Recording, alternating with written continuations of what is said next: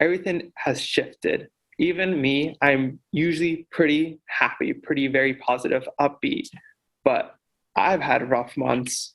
It's been over a year since the world our young people knew came to a standstill. Schools switching to remote instruction, counselors too. Anxiety and decreasing anxiety is a specialty of mine as a school counselor. And so I really had to unpack all the tools. Socially isolated, classmates reduced to 1-inch Zoom squares, technology, their lifeline. I feel like a lot of adults don't really understand that our phones, for a lot of us, have been our only contact with a lot of our friends. We've started to adapt to things, especially technology based. And as teens, we kind of maybe get that more quicker than adults. And often that's seen as more a time suck rather than something that can be a really important and maybe creative facet for kids who don't like sports, don't like other things, and can really utilize those things. Yeah, I'll definitely say that while parents may see students on phones as oh my God, they're just trying to disassociate or not be around us. For some of us, that's our only connection with our friends, especially if people are remote or if we don't see them as much. That's how we stay in touch. And it honestly helps connect us to the world as well. Frank, about mental health and why we should talk about it.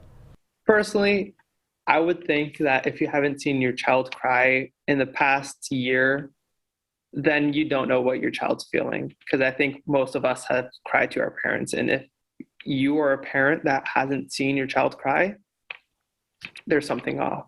I think that struggles are valid, and validating those emotions in your son or daughter or whatever they identify as, I think is really important as a parent. And just knowing that their stresses and their stuff in school may not seem that big to you, but it's very important to them, and that it's important to validate those emotions. Sometimes it helps not to have a presence of are you okay? Are you okay? What's wrong?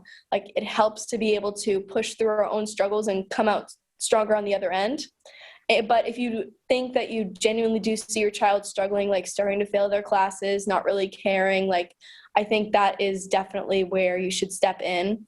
Pressures that continue with schools back in person. So if you are feeling isolated or you're not feeling the way you used to, are you going to get the help you need, or are you going to stay and you feel like this isolation is almost a safety bubble? And I've definitely felt kind of that struggle of, well, now my comfort might be staying inside more. Well, how do I get back to that place where I was more comfortable going out and reaching out and feeling like my support system was not being in my room, but was the people around me in my classroom. Taking on the uncomfortable.